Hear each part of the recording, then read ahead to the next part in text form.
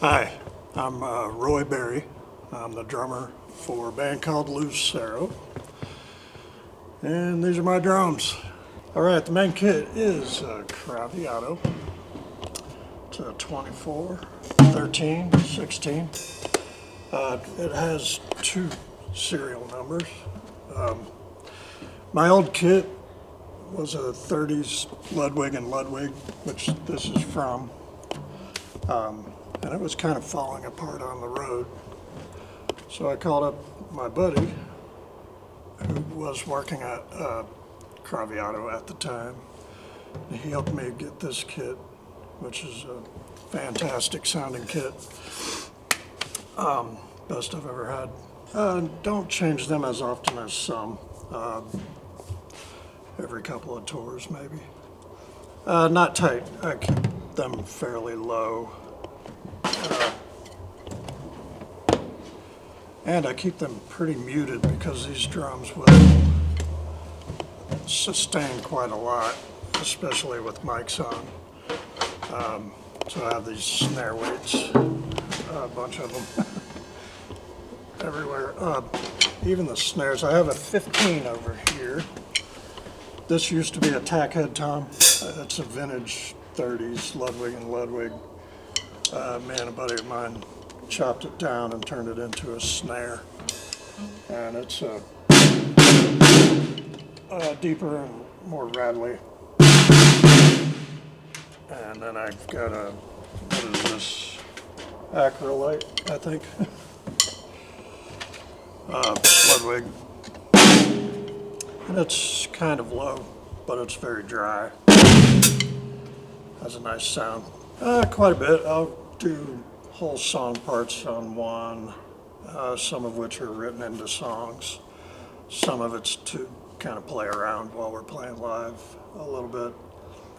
A long time ago I had a Cymbals drum pad, and we got our van burglarized in Brooklyn, and I happened to have a spare snare and I set it up, and that was early 2000s. And since then I've had a side snare.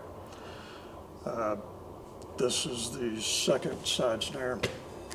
The other one was a label-less vintage drum with wood hoops. I still don't know what it is, maybe an old Rogers or something.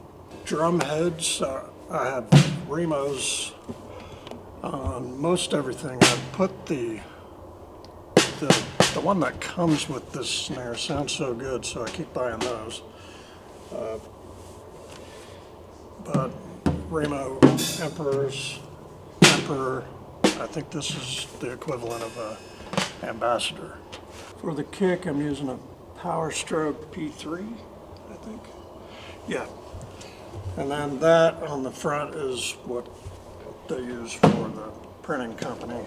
I'm not sure what that is, actually. So bottom heads are, I'm actually using Evans hydraulic heads on the bottom, tuned tighter than normal, which is sort of decouples the layers with the oil, which reduces some of the sustain because these drums sustain so much. That in conjunction with these snare weight mutes kind of cuts down the sustain a little bit, which works better in the sound system and the monitors and everything. This one, I have no idea what it is. It is a Sizzle. I got it with an old drum kit from a friend of mine, and it was the first ride cymbal that I had in Lucero, so it stays on the kit. In the meantime, a few years into the band, I found this 24-inch Sabian ride at a pawn shop for $100, and that became the ride. And then, so this is just kind of a regular crash, and this is the same size with rivets. I actually just replaced these two on reverb. Bought them recently.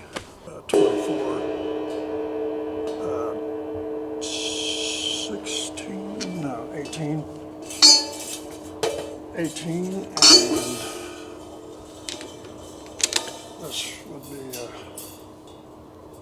20, I think. These are 14-inch hi-hats. Using one of these practice cymbals on the bottom. I was talking to our sound guy, and a lot of hi-hat was getting into these 1, 2, 3, 4, 5 microphones. So I tried this out. It actually sounds pretty good. Cuts down the volume. Kind of pitched up the cymbal a little bit once I did that. Stick holders. Check it out. The alligator is a stick holder. I keep the lamb skin on there to protect the drum. And then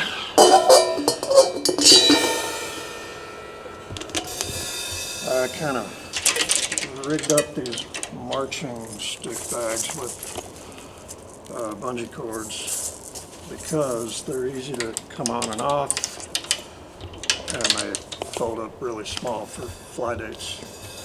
And I've got 3 of those here. Cowbell is a new addition for one song. A song called One Last FU.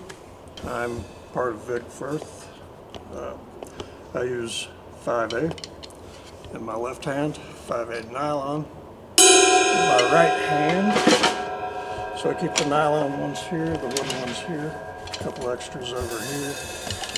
I've got the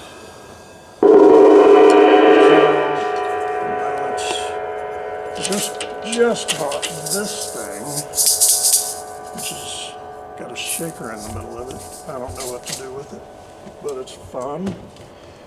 On some songs I use a metronome, an old phone that still has a headphone jack. Road case, rock and sock, kind of generic, without the back. I don't need the back, I'm not reclining. Stands, I use, I'll only buy the ones that have notched tilters, because if they come loose a little bit, they'll still stay. And there's a repeatable setup for when you're on tour. Every day you want the stuff to set up the same way. So even on the snare stands, a lot of companies are switching to pressure plates. And if they come loose a little bit, it just falls over. So if you have a tilter with a notched thing, then they're not going to fall over. And it's repeatable every day on tour. So these stands are actually a combination of 2 companies' stands, because I needed the boom arms with the notch tilter. Old version of the Speed Cobra is better than the new version, so I had to find some new ones on eBay. Hi-hat stands, kind of mid-range, double-braced pearl. It's decent, but I replaced this thing with a better, kind of clicks in, it won't fall off. It's all my stuff. I got a box full of set lists and charts and headphones and whatever back here. I keep drinks over here. If you want to come see the band, check out our website, luceromusic.com, and we have an Instagram, Lucero Music. My Instagram's is Roy FN Berry. I'm on Facebook, Instagram. Come see us, check out the music. We're on Spotify, iTunes, whatever. All the regular places. Thank you.